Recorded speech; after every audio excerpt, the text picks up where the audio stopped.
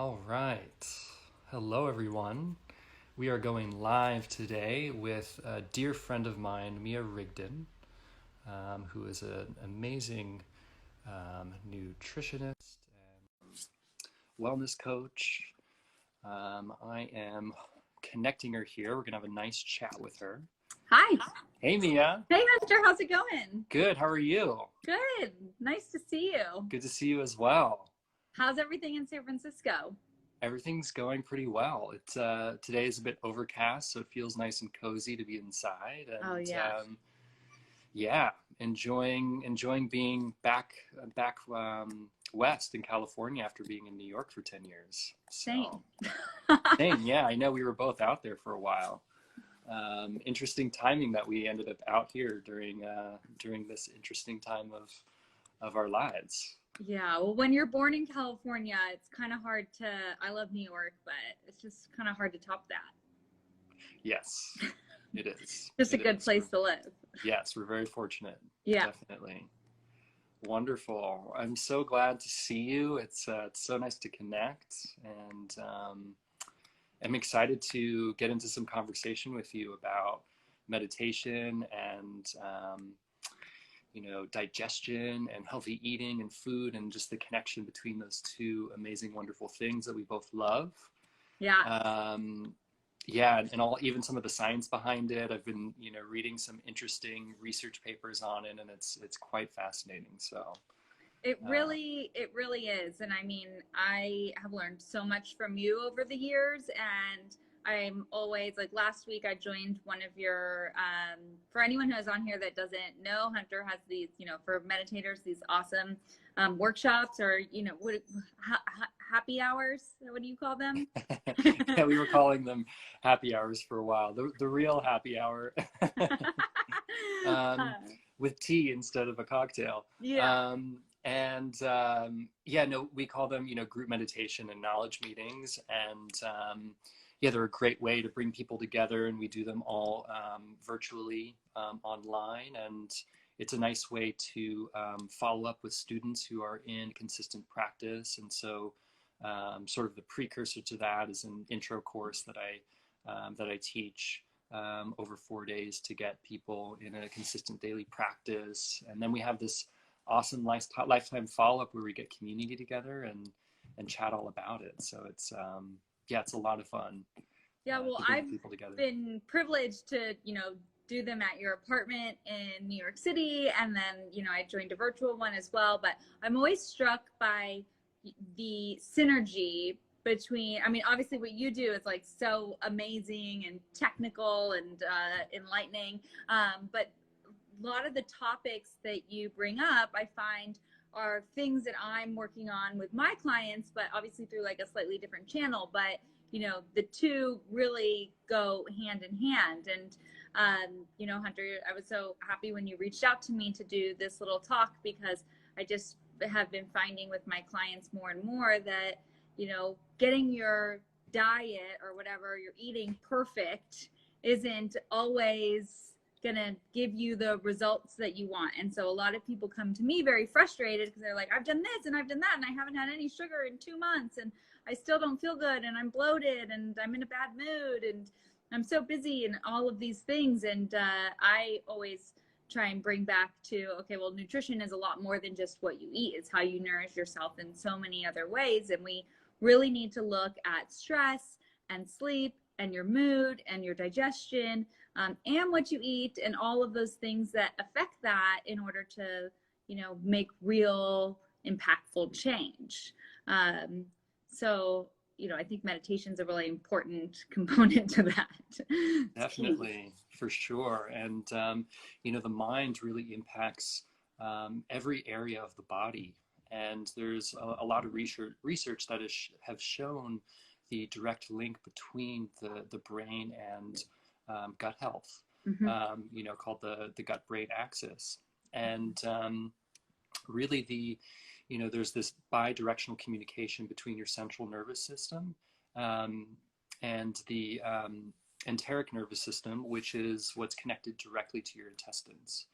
And so, it's this direct connection between your emotional and cognitive function, as well as how you're digesting. And so it goes both ways. So in terms of the mind, anytime you come and sit and have a meal and you're really stressed out, or really angry or sad and haven't fully processed those emotions that have come up, then it actually prevents the body from being able to completely digest the food entirely, which then can lead over time to different, pain points and ailments like, bloating or constipation, or, or the opposite of that, or nausea, all kinds of things.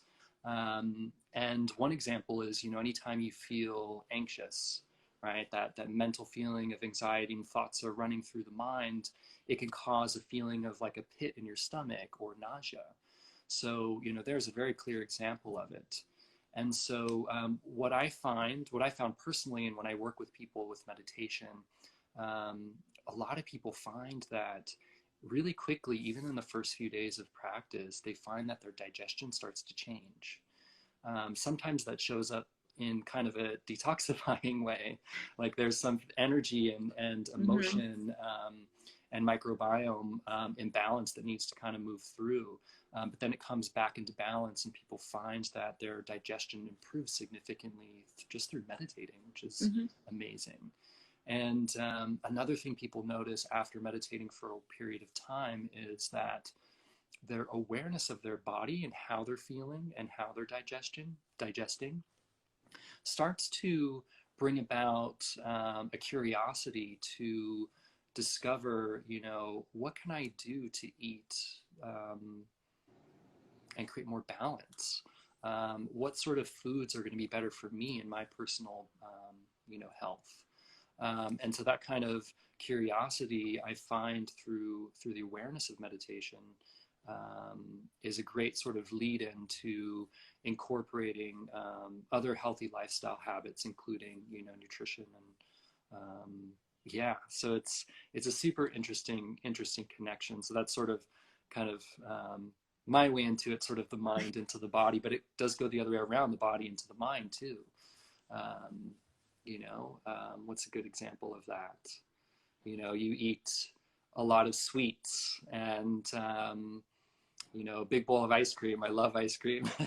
And you have a big bowl of ice cream, and suddenly, you've got too much sugar and you get that spike, and then there's all this energy. And if you don't know how to process that energy, then it can, cause anxiety or, absolutely. Well, and a huge thing that I talk about with a lot of my clients is blood sugar management, because I find that especially in the morning, if you're starting the day with something that's really high in sugar and your body doesn't know how to process all that, and you get a big insulin spike, then, if this is your baseline and you eat something really high in sugar first thing in the morning and without some protein and some fat and fiber to balance it out, then you're going to have this big spike followed by this crash. And then all day, your energy levels are ebbing and flowing. And a lot of times what you said so many things. Sorry, I was always beeping. You said so many things that just triggered ideas for me, but things to talk about. But, a lot of times we gravitate towards those foods that are going to give us that blood sugar spike because they also give us a rush of dopamine.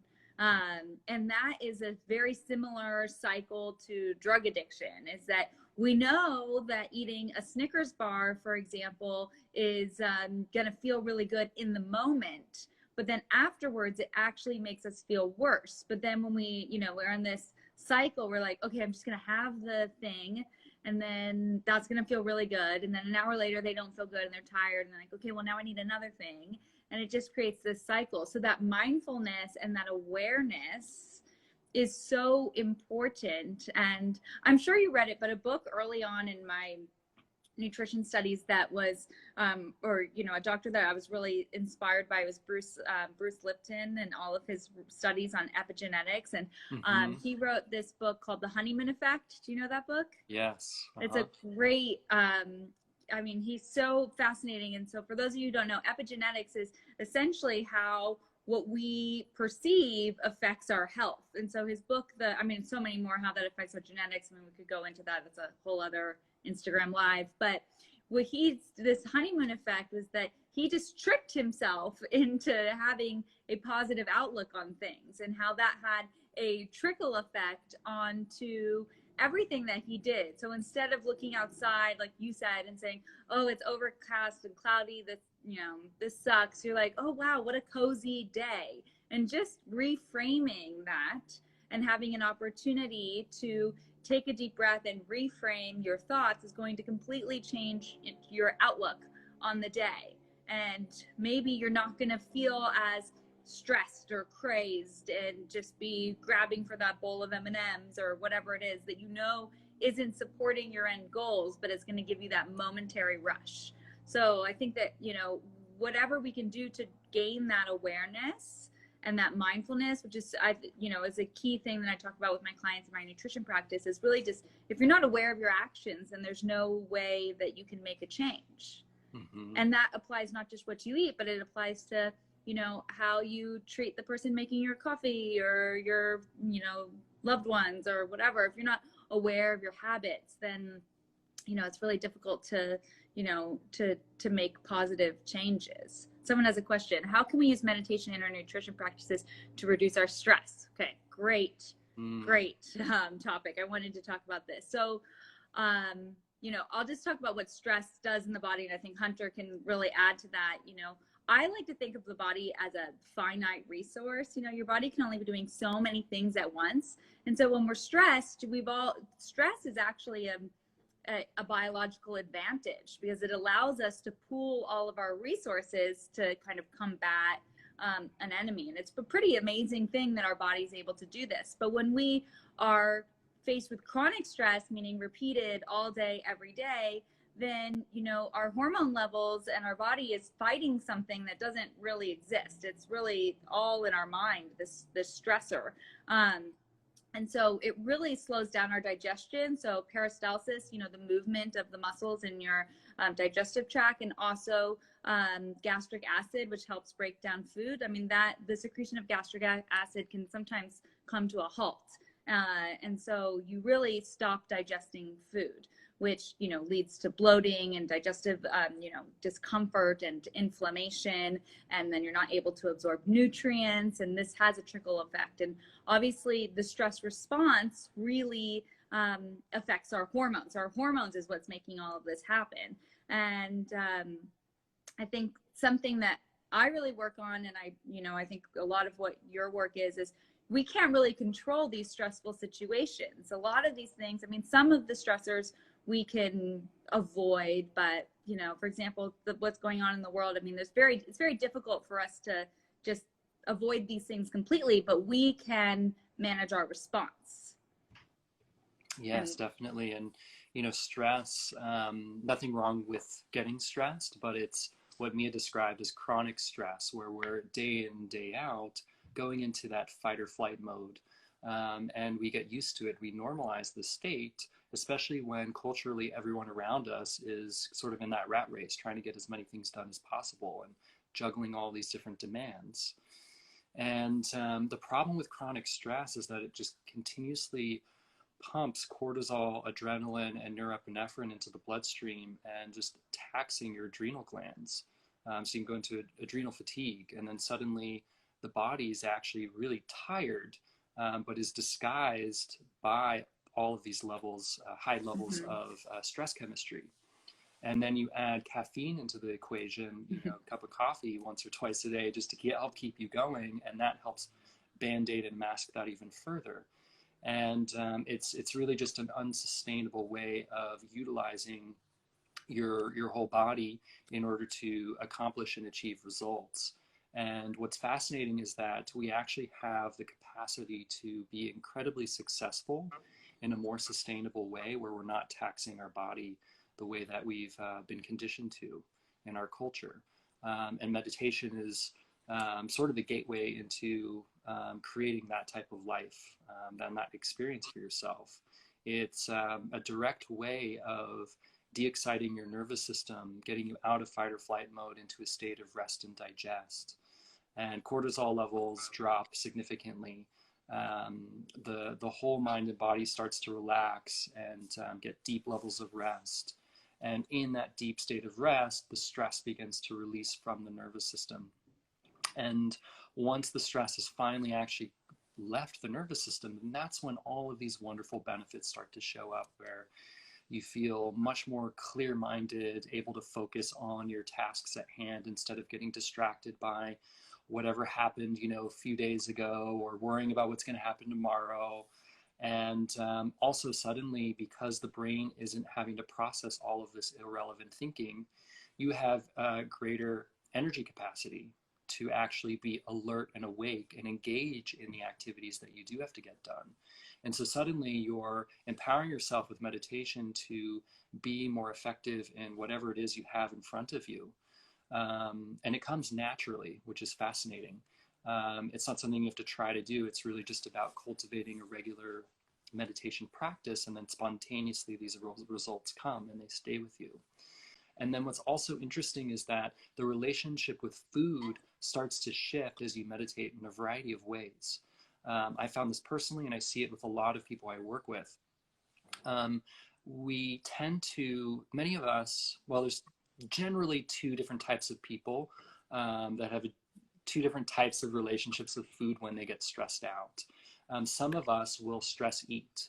We'll start snacking and looking for, a hit of sugar or protein or something to temporarily sort of ease some of that anxiety that might be coming through, or those stressful thoughts. And it's sort of a coping mechanism to deal with stress. And so sometimes we get into a habit of snacking on things when we're not even hungry, or snacking on things that we know our body doesn't really want, but our mind is thinking that it's going to be good for us. And it might momentarily satisfy us, but in the long run, it's actually negatively impacting our health. And then there are some of us who, when we get stressed out, we forget to eat. We start skipping meals. And suddenly we, feel exhausted and hungry, and it's because we're not getting enough proper nutrition. So those are the two different things that I notice a lot when people get stressed out. And naturally, as the stress releases from the body through regular meditation, then suddenly our relationship with food can naturally start to shift a bit. Suddenly, some people notice that they stop snacking on those, unhealthy snacks. They just start forgetting. It just escapes their mind because there's no need to have that coping mechanism anymore. And then those of us who forget to eat when we're stressed, suddenly our hunger comes back. That digestive fire starts to ignite again, and we start eating more regularly, and that keeps us more mentally balanced as well. So, yes.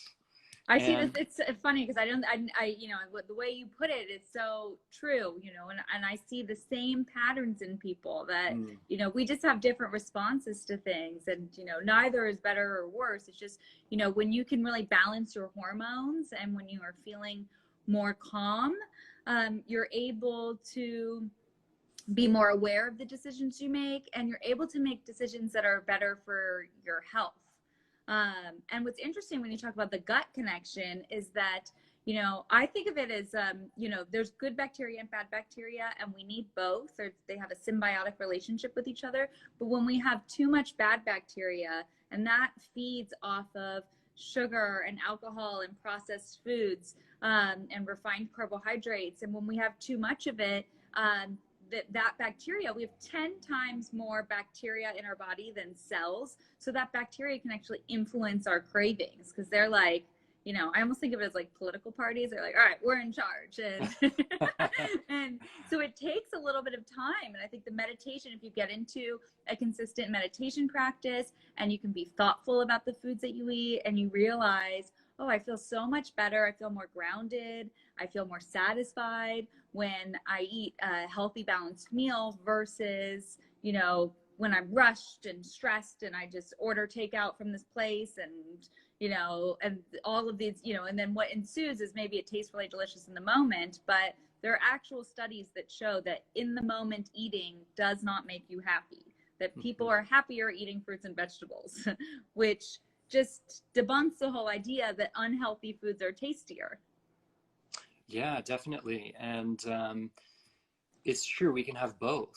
And what's nice is that you can create a nice loop with meditation and healthy eating, where, you know, suddenly you feel better and you have fewer excuses showing up in your mind to meditate because you're eating well, and then you feel clear and fresh, so you are more in tune with your body, and then suddenly you're wanting to eat better, and the two really complement each other in this nice sort of spiral loop when you get them going, in that pattern, which I think is fantastic. And yeah, you can eat for how you feel and for your taste buds at the same time, which is a Yeah. great thing, and which is what I love. You know, the work that you do is so much, you know, about that, and like making this health more accessible to us and approaching it in a way that's, you know, easy to digest both physically and mentally and Yeah, I'm emotionally. totally. I um, mean, I think that if you don't like the food that you're eating, or if you're trying to follow some like diet and the whole thing just takes too much time and it's cumbersome and you're like, I don't even want to eat this, then there's just absolutely no way that you're going to continue doing it. So, you know, I'm not big on rules, but I do think that your food has to be delicious and it's got to be easy. Whether you like to cook or you don't like to cook, you'd rather just assemble. I mean, there's always going to be a solution. And so you have to enjoy the process. You know, if you're trying to, if your goal is, you know, to have more energy, to sleep better, to lose weight, to clear your skin, to reduce stress, whatever it is, like if you're not enjoying them, you know, it's not, you said last week in your group meditation that there's no point of arrival, which I really liked, because that's how I feel. That's the work I do with my clients. It's not like at the end of our time together, they're done. It's like, that's actually the beginning. And so, you know, it's like you don't end, you're not done eating healthy foods. So if you're going on a diet and you don't like the food, then that's really not going to help you. So, you know, being clear-minded or having more energy or sleeping better for 2 weeks is great, but it's not going to help your end goal, and it's not really going to be sustainable. So, you know, I call these foods, I think that the key is to like find that place where pleasure intersects with nutrition. You know, I mean, people, I like to talk about vitamin P. So like if your food doesn't taste good, then, you know, that's not good for you. So, you know, when you can find foods, and it's different for everyone, because, you know, I think especially right now, you know, food brings us comfort. I've been cooking so much and I want to sit down and have like a really yummy meal at the end of the day. And I don't want to feel like crap, but, you know, so if you can find those foods where you're like, okay, this is delicious, and I know it's giving me all these nutrients and helping me to maintain or achieve my health and wellness goals, then you're going to feel so much more satisfied by those foods than you would if you just, you know, got something that tastes good but didn't have all these other benefits. So that's really only half. And, you know, basically all the work I do with my clients is trying to find those foods and figure out what's going to help them, you know, achieve their goals and activities that they can really enjoy and that can become, you know, effortlessly part of their routine, and not feel like a chore. Yeah, definitely.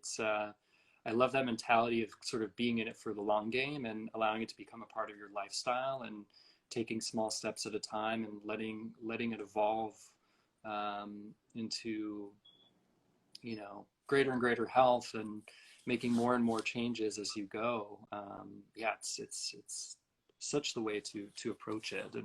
And sometimes I find that with meditation too, someone wants to like try meditation or dabble into it, and you know, and I'm like, no, we're gonna get you started, and this is gonna be a regular thing, and you're actually gonna like it, and you're gonna look forward to it, and it's gonna change your life in all the right ways. So yeah, no, it's such an interesting, I mean, half the battle is, you know, kind of the psychology around habit development, Mm-hmm. and being consistent and having that routine, and overcoming the resistance that shows up in the mind. And I'm curious to know, like, are there any sort of helpful tips around that when you work with clients that you find is really helpful?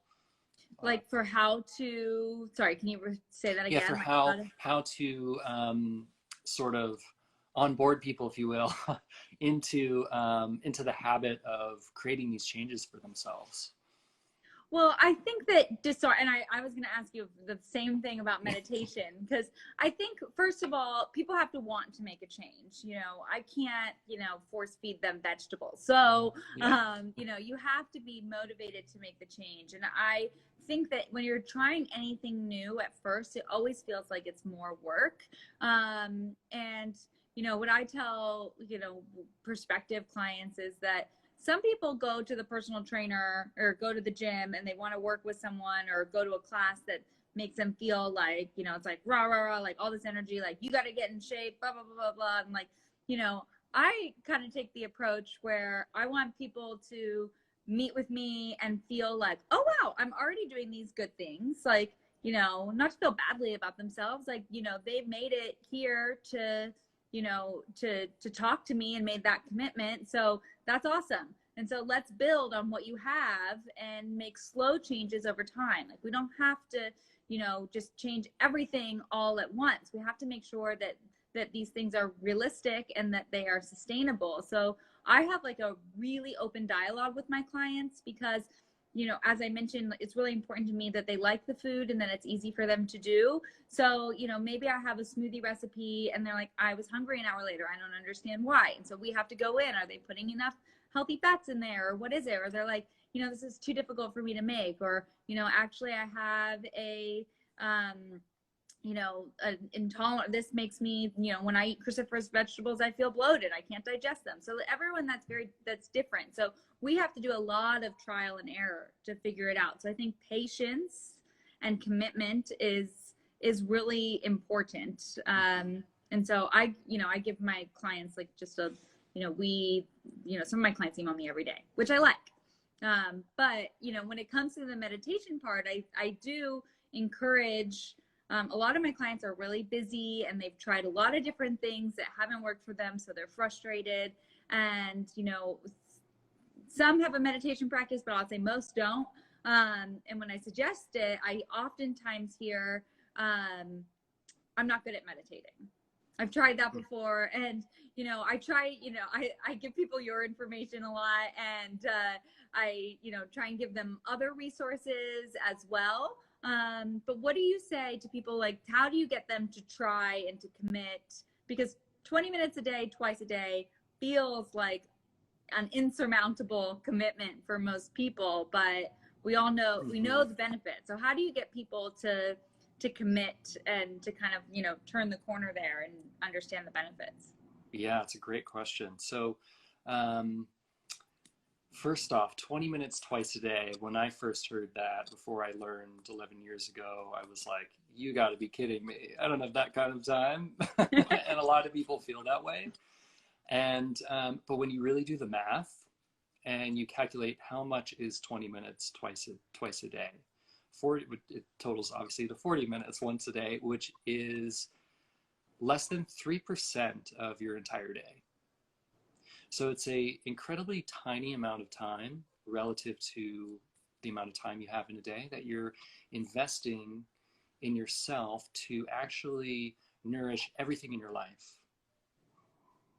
That 3% commitment elevates the other 97% of your day, including your sleep, right? Meditation not only helps you eat better and think more clearly and have more energy, higher energy levels, be more productive, have greater access to creative ideas, and start feeling really good for no reason.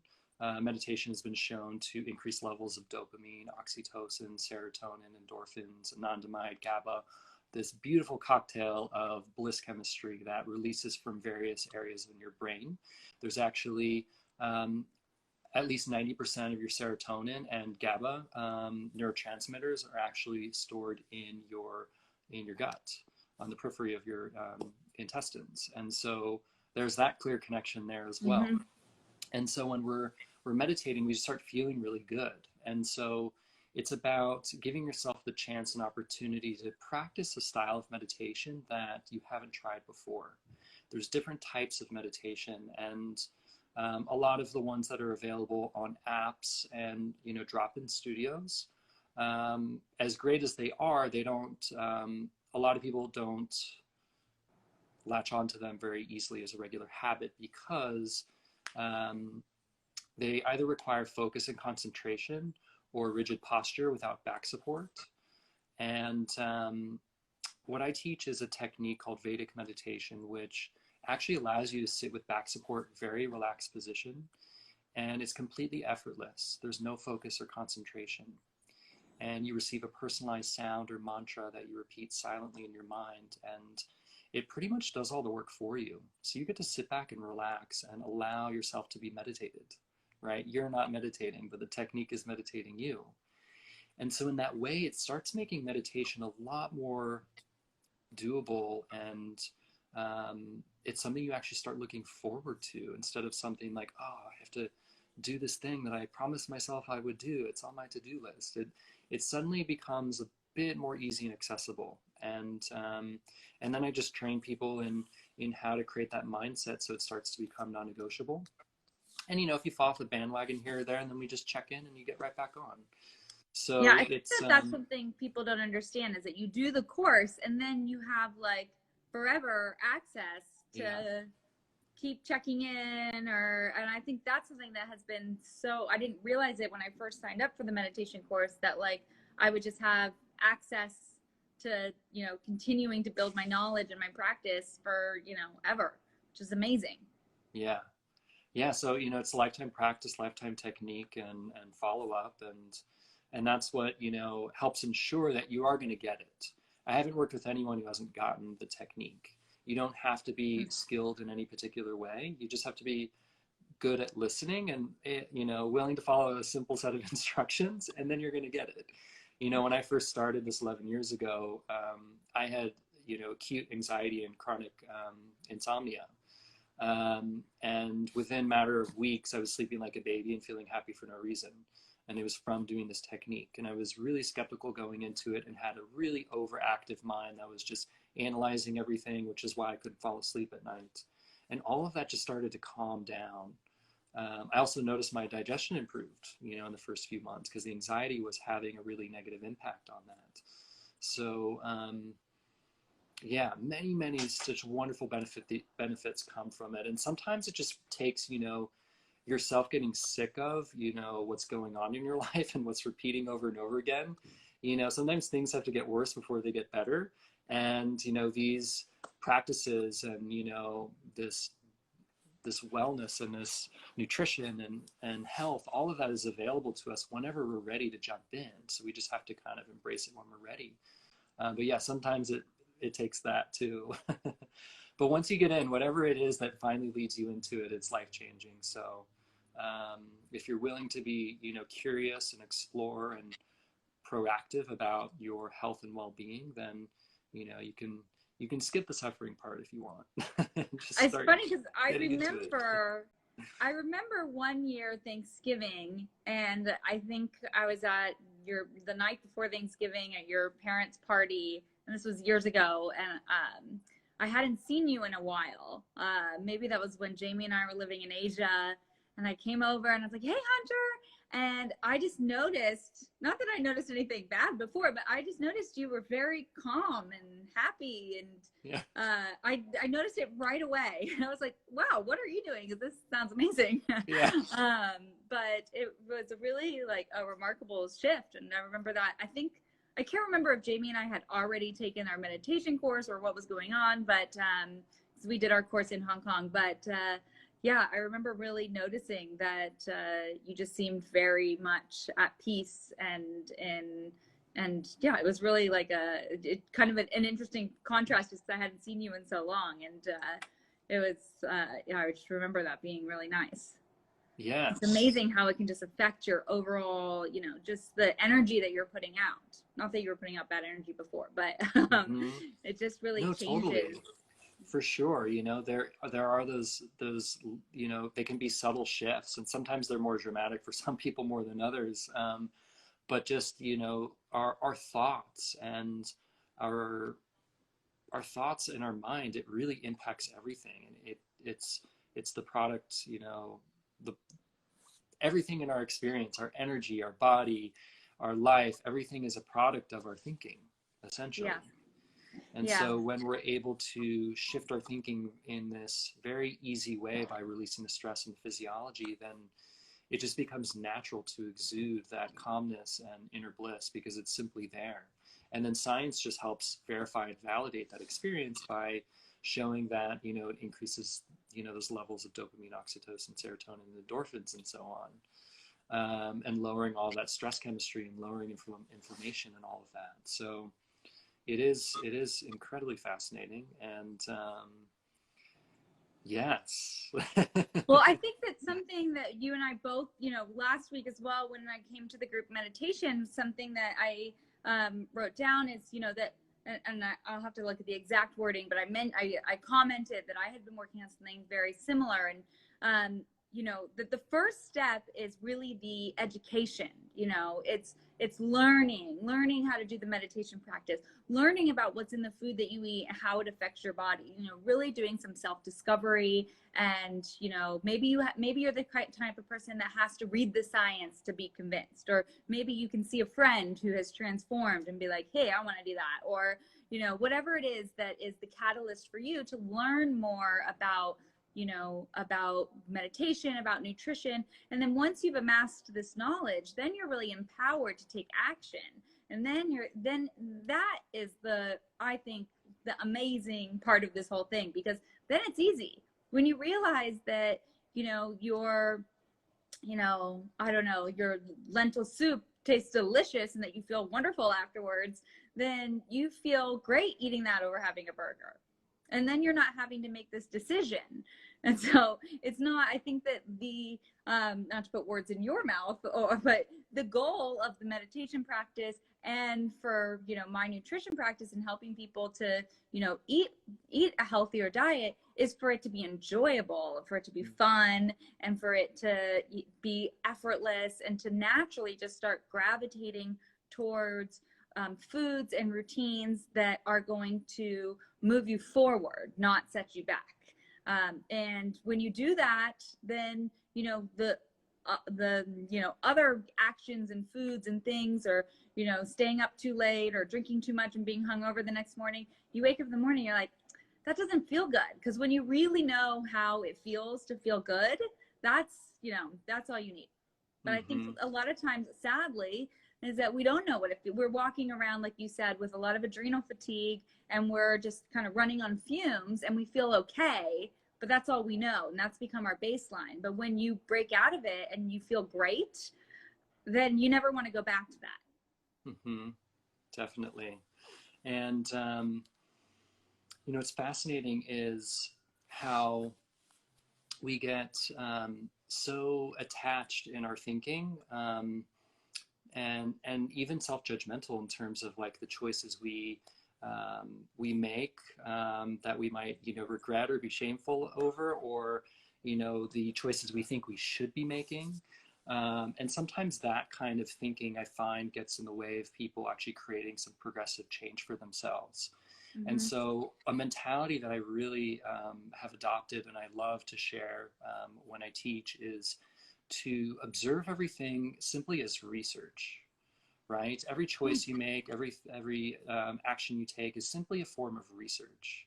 And that helps to neutralize, the judgment that comes around that. And suddenly, you're empowering yourself to explore and be curious, and to, be willing to grow, and make mistakes. There really are no mistakes, it's just learning. And when we allow ourselves to learn, then that's where we grow. And it's through experience that we start making better and better choices for ourselves.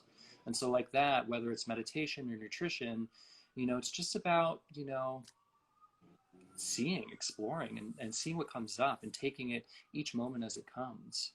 Absolutely. And it's all about the process. It's, we get so like goal oriented, where we're expecting to arrive somewhere. And this is the conditioning of, society, right? That we need to shed and unlearn, that we're not here to arrive anywhere. That's a mythology that's completely outdated, right? There's no sense of arrival into, oh, I'm finally happy now.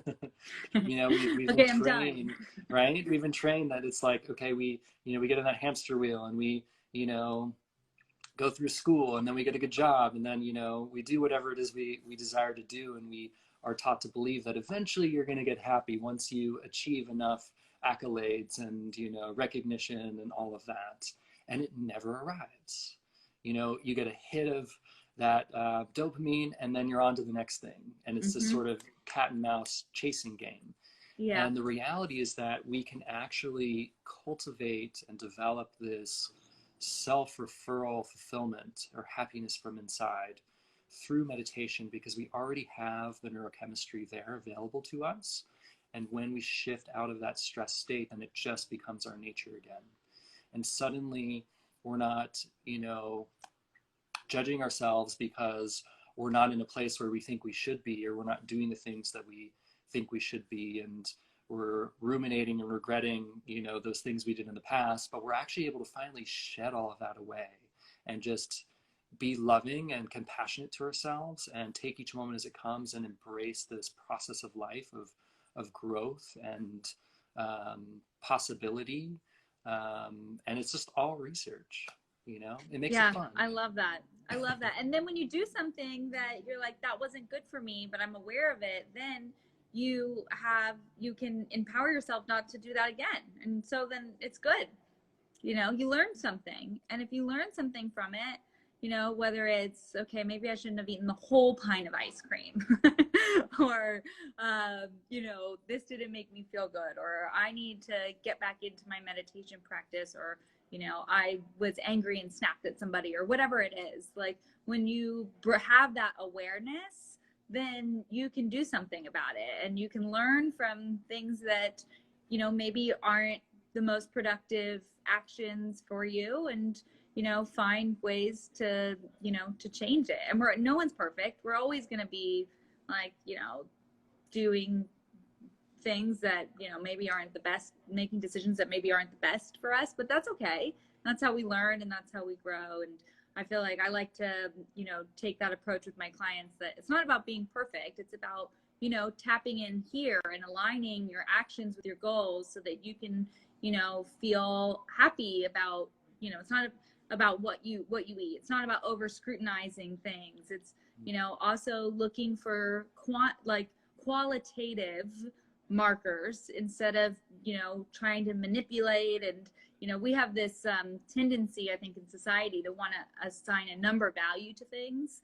And I feel like, while there's some validity to that in some instances, like when we just really focus on, okay, this is this much and that's that much, then we're missing the big picture, because there's this like energetic force, I feel like, around food and around the decisions that we make and around, how we're feeling, that you can't, quantify. Mm-hmm. Definitely. And I feel like I really love your well journal as a way of like keeping people accountable in, this work that they're, and habit building that they're developing for themselves, and almost staying present day by day to what's happening. And I feel like that's such a great way to add that reflection in this idea of research, where it's like, okay, I'm researching day by day. How are things going? Checking in. And having that point of reflection through writing and journaling, I think, is so valuable. I'd love to hear more about the journal and how it's helped people, and where people can find it. Well, the journal is like the antidote to things like MyFitnessPal and counting calories and weighing your food or whatever. This is really looking for qualitative measures of like how, what we eat interacts other things in our day. It really interacts how we feel. So in the journal, you log, what you ate, obviously, but you also log how you slept, how your general mood, if you, did your mindfulness practice or meditation practice that day. I'm big on vegetables, so how many vegetables you ate, and, some other things. I have a gratitude practice in there, and my dear friend Ashley has a graphic design firm here in LA, and she designed it, and like, it's just, I think it's beautiful. It's like dusty rose, and it's got gold foil and the typography. It was like literally one I gave her the idea and she sent me something. I was like, that's it. Perfect. It is beautiful, I have to say. Thanks. But the idea is to, foster a positive relationship with the foods that we eat instead of trying to overly scrutinize and find foods where you're like, oh, wow, I had this, awesome breakfast and I felt really full and energized until lunchtime. It was delicious. It was really easy for me to make. And I noticed that when I have this, that I crave less sugar throughout the day, that I'm not having that 3 p.m. sugar binge. Or, it would be great for someone starting a meditation practice to log, how their day, how their sleep is, their mood, what their food choices are. And after, a month of meditating, like that's the data. We don't need to see any numbers. And sometimes when you live with yourself, the changes are so subtle that you don't realize, like you don't notice that you need a haircut until your hair's too long. Like it just happens.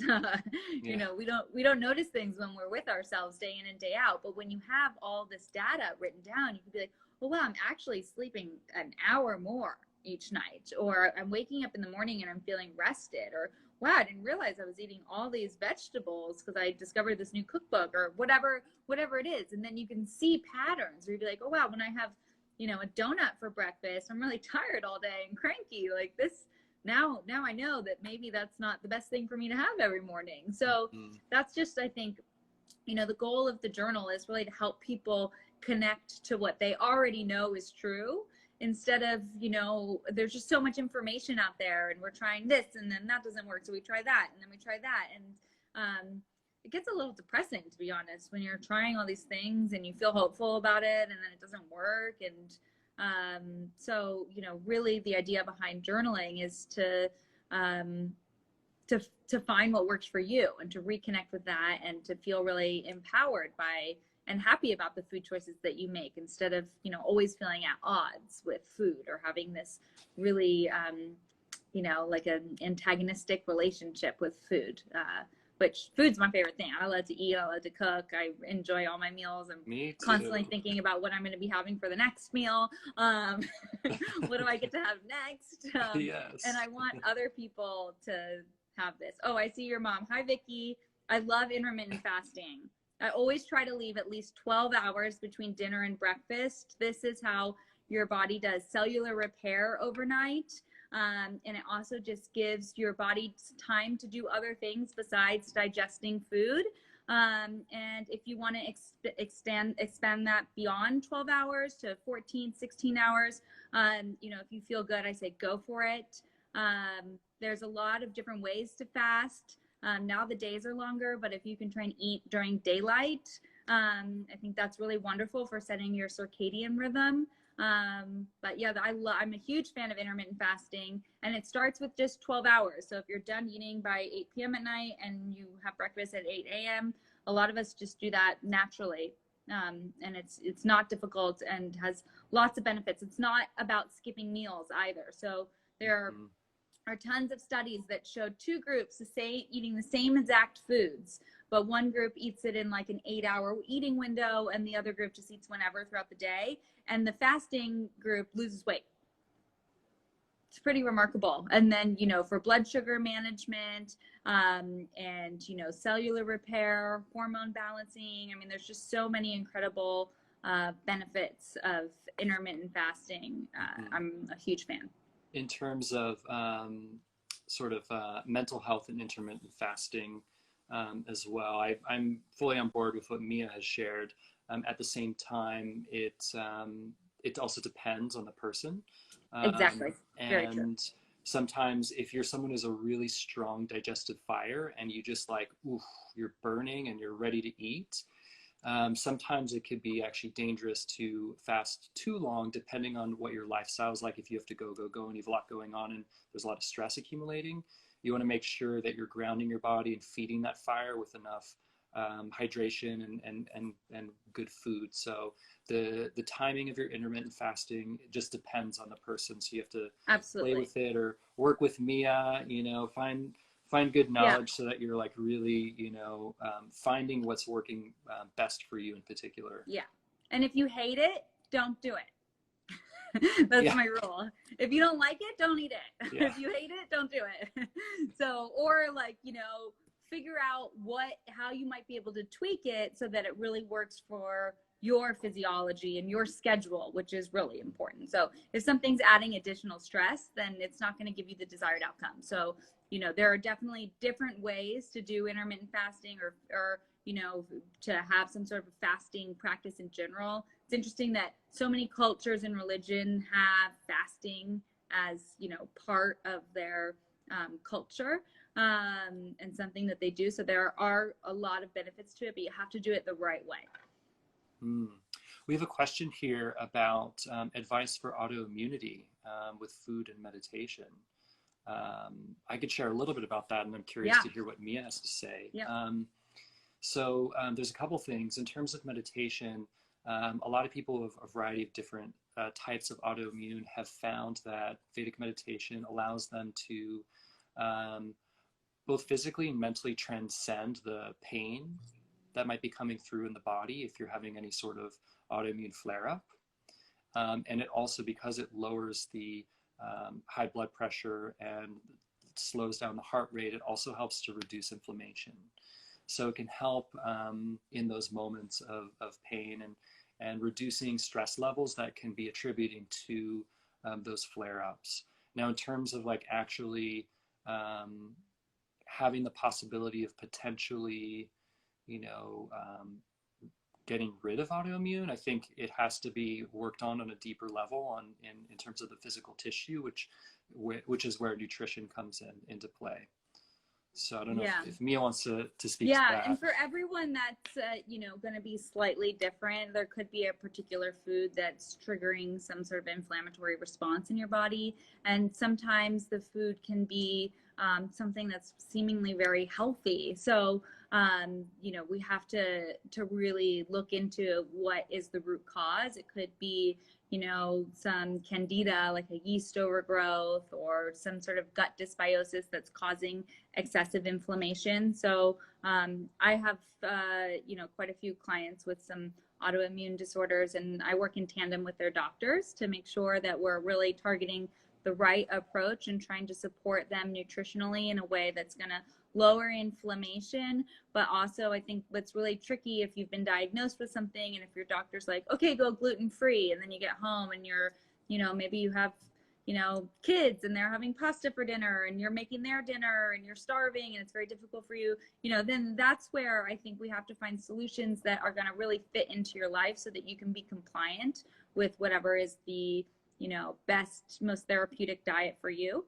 And so for everyone, that's going to be slightly different.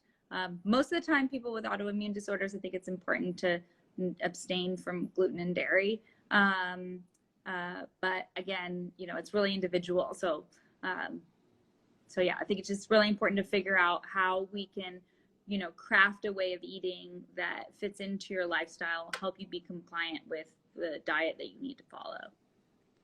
And also, too, something that I've learned through the ancient science of Ayurveda, which means the science of life and longevity, comes from India.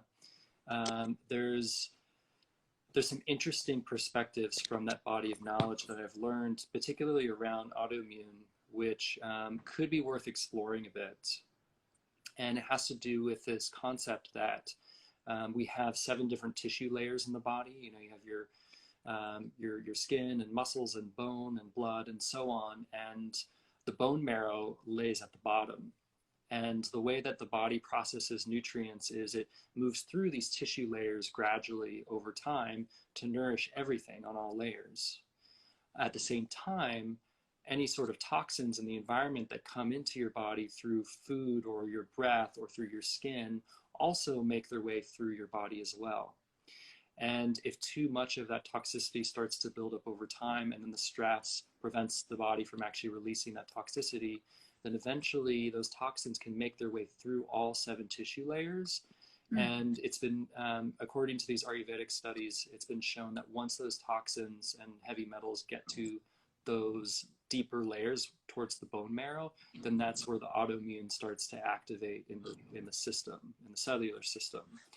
And so a part of some of this research has shown is that there are different foods and protocols that can be followed to start detoxifying the body from that deeper level gradually over a period of, you know, several months or a few years to fully reset the nervous system, and the digestion and every tissue layer.